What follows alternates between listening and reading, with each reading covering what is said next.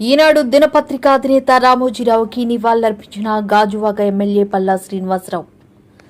దేశంలో పత్రికా రంగంకి ఎనలేని కృషి చేసిన ఈనాడు దినపత్రిక అధినేత రామోజీరావు అకాల మరణం పట్ల గాజువాక ఎమ్మెల్యే పల్లా శ్రీనివాస్ తీవ్ర దిగ్భ్రాంతి వ్యక్తం చేశారు.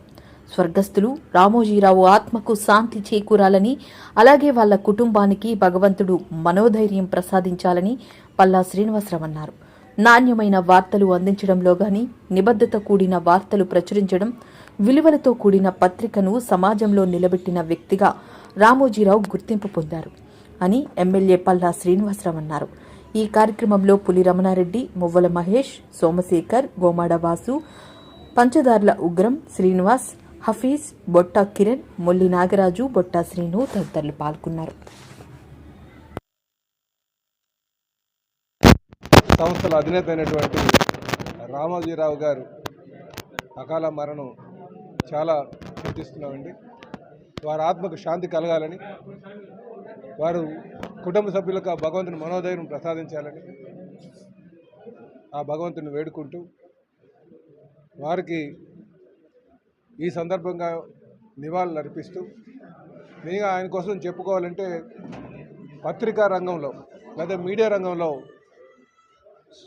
ఒక న్యాయమైనటువంటి వార్తలు అందించడంలో కావచ్చు, ఒక నిబద్ధత గల ప్రమాణాలతో కూడినటువంటి ప్రయాణం కావచ్చు, అది రామోజీ గారి యొక్క జీవితం నుంచి మనం తెలుసుకోవచ్చు అని చెప్పేసి ఈ సందర్భంగా తెలియజేస్తున్నాను. మరీ ముఖ్యంగా పత్రికా రంగంలో ఆయన విలువలతో కూడినటువంటి ఏదైతే వార్తలు ప్రచురిస్తారో అవి మిగతా అందరికీ ఆదర్శంగా తీసుకోవచ్చు అని చెప్పి ఈ సందర్భంగా తెలియజేస్తూ, అలాగే వారు ఈ రామోజీ స్టూడియోస్ కావచ్చు, ఏది మొదలుపెట్టినా సరే దానికి ఒక ఎక్కువ మందికి ఎంప్లాయ్మెంట్ కలిగించేటట్టుగా విలువలతో కూడినటువంటి ఆలోచనలతో వెళ్ళేటువంటి వ్యక్తి మరి రామోజీ గారుగా మనం భావించవచ్చు.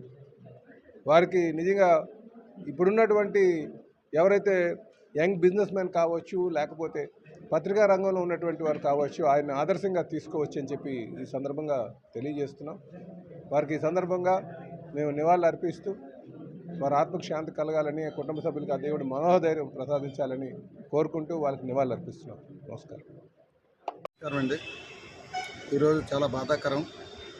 ఒక మన తెలుగువారికి గర్వపడేంత సంస్థలు నిర్మించిన రామోజీరావు గారు అస్తమించడం, ఆయన విషయంలో అయితే గత 78 నుంచి కూడా వాళ్ళు సంస్థలు ఒకటిగా చూసుకుంటే ఉషాకిరణ్ మూవీస్ అవ్వచ్చు, ప్రియా పచ్చళ్ళు అవ్వచ్చు, ఈనాడు సంస్థ అవ్వచ్చు, రామోజీ ఫిలిమ్స్ అవ్వచ్చు, కళాంజలి బట్టల షాపులు అవ్వచ్చు, ఏదైనా సరే 10 మందికి ఉపాధి కల్పించి ఒక ప్రతి నెల 31వ తారీఖుని గవర్నమెంట్ జీతం ఎలా పడుతుందో అలాగే ప్రైవేట్ సంస్థల్లో తూచా తప్పకుండా 1వ తారీఖునే జీతాలు వేసే సంస్థకి అధినేత ఆయన.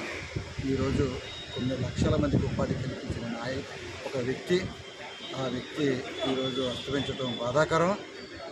అలాగని సినీ పరిశ్రమ అవ్వచ్చు, అలాగే బుల్లితెర పరిశ్రమని డెవలప్ చేసింది కానీ, ఒక జబర్దస్తి కానీ, ఒక ఉషాకిరణ్ మూవీ సంస్థ పేరు మీద కార్యక్రమాలు మొదలుపెట్టింది కూడా ఆయనే. ఆయన ఒక మోడలు భారతదేశానికే. ఆయన అస్తమించడం బాధాకరం. అలాగని చెప్పి రామోజీరావు గారికి ఈ భగవంతుడు శాంతించాలి, అలాగే ఆయన ఆత్మశాంతి కలగాలని కోరుకుంటున్నాను. బాధాకర విషయం. ఆయన తల్లిదండ్రులు రామ్మోహన్ రావుని పేరు నామకరణం చేస్తారు. ఆయన ఈ పేరులో నాకు గొప్పతనం లేదు. 8th క్లాస్లోనే నా పేరు రామోజీరావుగా మార్చుకుంటున్నాను. ఆయన సొంతగా ఆయనే పెట్టుకుని రామోజీరావు స్కూల్లో జాయిన్ అయ్యి, రామోజీరావు పేరు మీద నేను ఎంతో పైకి ఎదుగుతానని చెప్పి వాళ్ళ అమ్మకి ఆ రోజులో మాట ఇచ్చిన వ్యక్తి ఈరోజు అంతకంట అంత ఎత్తు ఎదిగిన వ్యక్తి.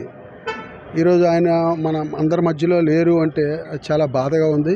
ఏదేమైనా మట్టుకు ఆయన చూడవలసిన ఒక అద్భుతాన్ని, ఒక సునామీని మొన్న 4వ తారీఖున చూశారు.